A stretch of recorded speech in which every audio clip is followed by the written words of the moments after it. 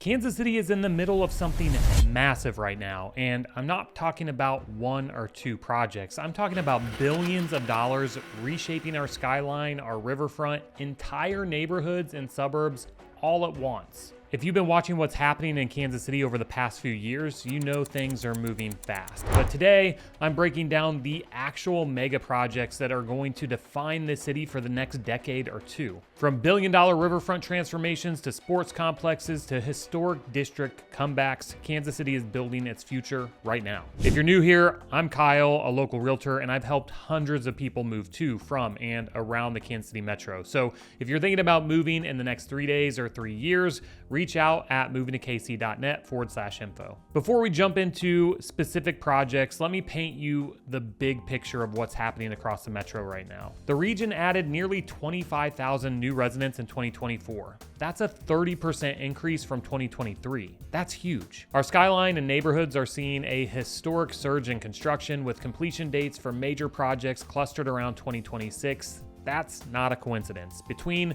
the World Cup coming next year and just the momentum Kansas City has built, developers and investors are betting big on this city. The construction boom is especially visible in 3 key areas: downtown Kansas City, major suburban developments in places like Overland Park and Bonner Springs, and historic neighborhood transformations like the West Bottoms. So what does all this construction actually mean for you?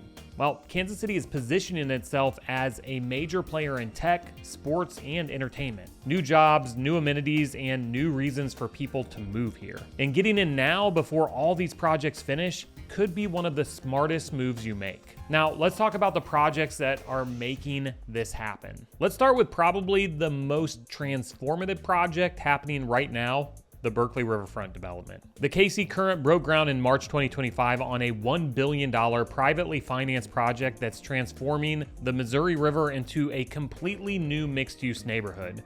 Yes, you heard that right. $1 billion.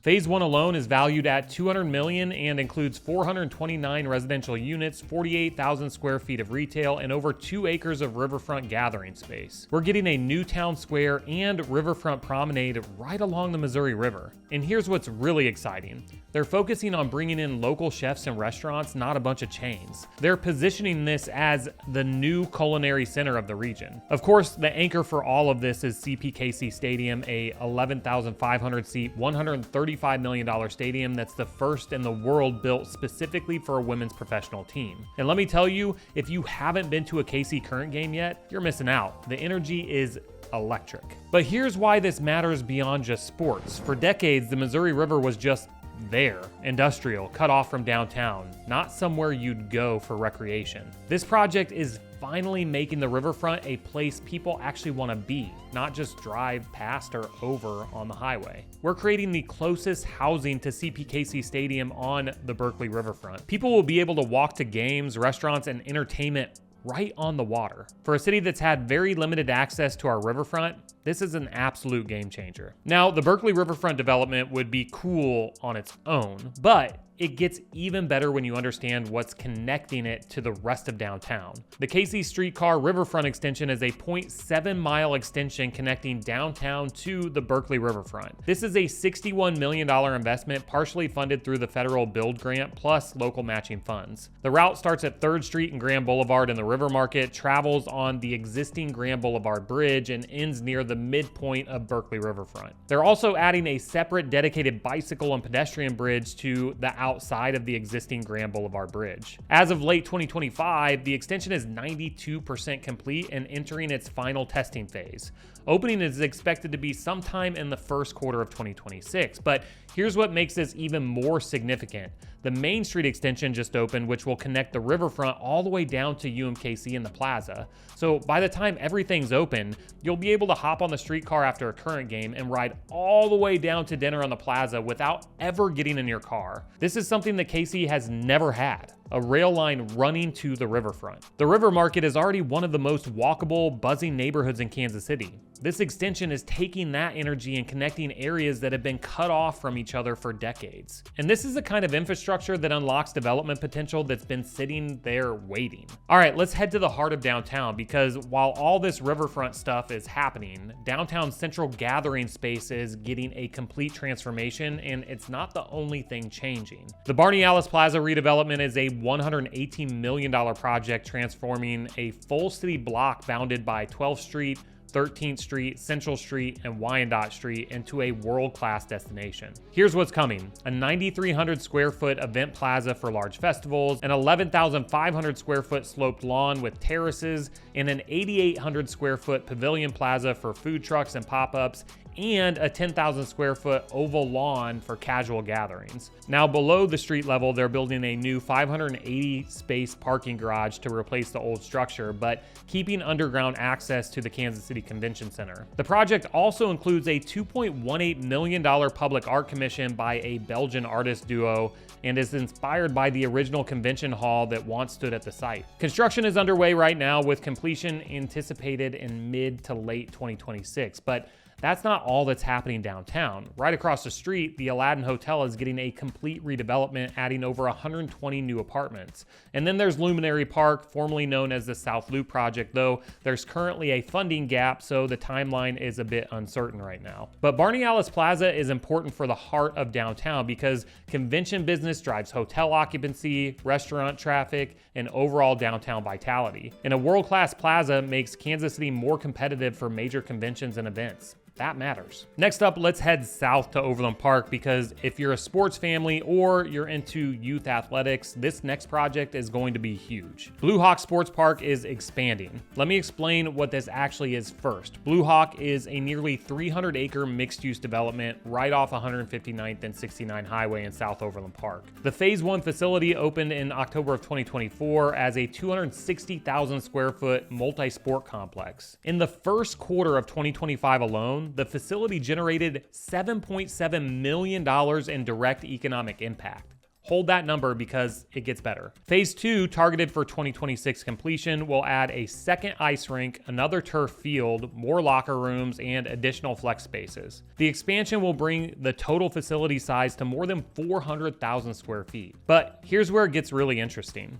There's a component called the Boundary at Blue Hawk, which is a new 200,000 square foot retail and entertainment district directly across from the sports park. In addition, a 99-room Holiday Inn Express broke ground in April of 2025 with a target opening in 2026. This whole project is projected to generate $97 million in economic impact over 5 years from one sports complex and the surrounding development. What they're creating is this all-in-one experience for families traveling for youth sports. You've got the sports facility, and right outside the front door, food and shopping experiences. It makes the stay enjoyable beyond just the sport. My wife always tells me stories about traveling for soccer tournaments when she was a kid for her brother and how miserable they were. So I can only imagine that this is going to be a huge win for South Overland Park. It's kind of like Kansas City's Power and Light District, but specifically designed around the sports and family entertainment market. And while we're talking about major suburban developments, we can't skip what's happening at the Legends in Kansas City, Kansas. Margaritaville and Atlas 9 have both opened near the Legends, bringing new restaurants and entertainment options to the area. I've been to Atlas 9 a couple of times, and it's an incredible immersive experience that's unlike anything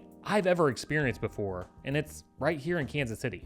Seriously, you have to check it out. But here's the big one. Buc-ee's just broke ground and is expected to be completed by 2027. If you don't know what Buc-ee's is, it's basically a travel center on steroids. We're talking 74,000 square feet, 120 gas pumps, and this cult-like following of road trippers who plan entire trips around stopping there. This is going to be a major draw for the Legends area, which has already established itself as one of the premier shopping and entertainment destinations in the metro. When you combine Buc-ee's with Margaritaville, the Speedway, Children's Mercy Park, and all of the retail already there, the Legends is becoming its own destination city. And speaking of development near the Legends, the Mattel Adventure Park is officially coming to Bonner Springs. Now, One of the hardest parts about covering these developments is that timelines change. Some projects don't ever get started or reach the finish line, and Mattel is a perfect example of this. The park was originally announced back in March of 2024 with a planned 2026 opening. You've probably watched me talk about it on this channel, but as of October 2025, construction is now set to begin in October of 2027 with substantial completion by October of 2030. So we're talking about potentially 5 more years before this opens. Here's what's still planned. Around 15 acres of outdoor rides, a 10-acre man-made lake with lakefront boat rentals, and dual 750-foot zip lines. Attractions at the park include Hot Wheels Bone Shaker roller coaster reaching 84 feet in height, a Hot Wheels Twin Mill racer coaster, a Barbie beach house with Dream Closet retail experience, Thomas and Friends World of Sodor with 5 family attractions, and He-Man vs. Skeletor laser tag in a Castle Grayskull setting. That one actually sounds pretty awesome. The preliminary total budget is nearly $450 million. Now, the project is part of the larger Destination KCK resort development, which will include 3 hotels, an indoor rainforest attraction, and a year-round Christmas attraction. Will it happen? I hope so.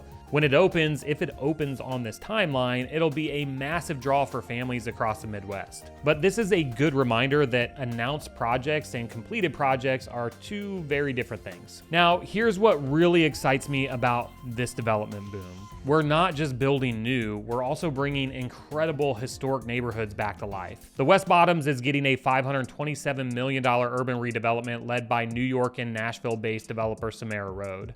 This project covers 21 acres across 29 properties in one of Kansas City's most historic districts. This is a 5-phase development that'll likely take 10 to 15 years to complete.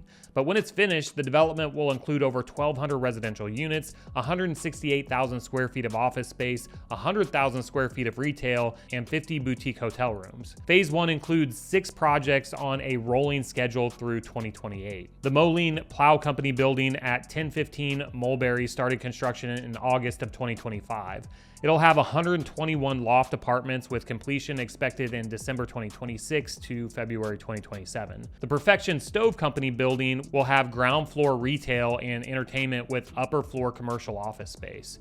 And here's what's really important. The city is investing $42 million to improve infrastructure, including replacing and upgrading electrical, gas, telecom, sewer, and stormwater lines. The West Bottoms is the home of Kansas City's original stockyards. It's filled with historic warehouses and buildings from the early 1900s, and this is the first major redevelopment effort in the neighborhood's recent history, which is massive. And my favorite part of it all is how they're preserving historic architectural character while creating a completely new mixed-use neighborhood. We're not tearing down history, we're building on it. Okay, we've seen a lot of incredible projects, but let me break down what's actually driving all this. Why is Kansas City seeing this level of investment right now? Kansas City has one of the strongest demographic tailwinds in the Midwest. We're growing, and we're growing in the right kind of jobs and industries. The median home price in the metro is around $320,000, which is up 3.5% from last year. So we're seeing sustainable appreciation instead of booming prices like we did in the early pandemic era, and it's still affordable. But here's the big story. Kansas City has emerged as one of the fastest growing tech markets in the US with over 102,000 technology jobs and 3,900 established tech firms. This economic diversification into tech, sports, healthcare, and logistics is what's fueling all of this development. We're not just relying on one industry. Now, it's not all smooth sailing. Anytime you have this much construction happening this fast, there are challenges. Housing inventory is still low. Despite all this rapid new construction, it's still a competitive market.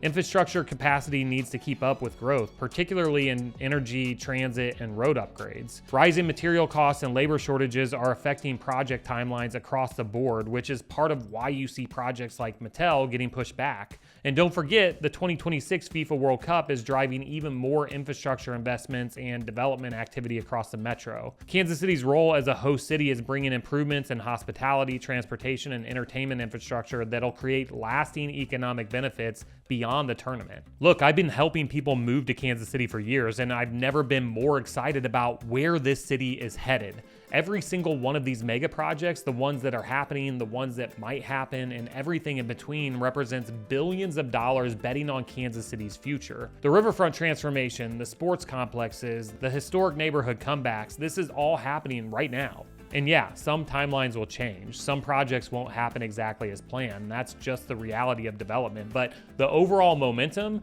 that's a real thing. If you're thinking about relocating to Kansas City, or if you're already here and are wondering about the future of this city, I hope this gives you a clearer picture on what's coming. My team and I help people navigate exactly these kinds of decisions every day. Where should you buy? Which neighborhoods are positioned for growth? What areas offer the best value right now? So if you want to connect with us, head over to movingtokc.net/info. Whether you're moving in 3 months or 3 years, we'd love to help you figure out your Kansas City strategy. And if you want to see the trends of where people are moving to Kansas City from, watch this next video here. Thanks for watching, and I'll see you on the next one.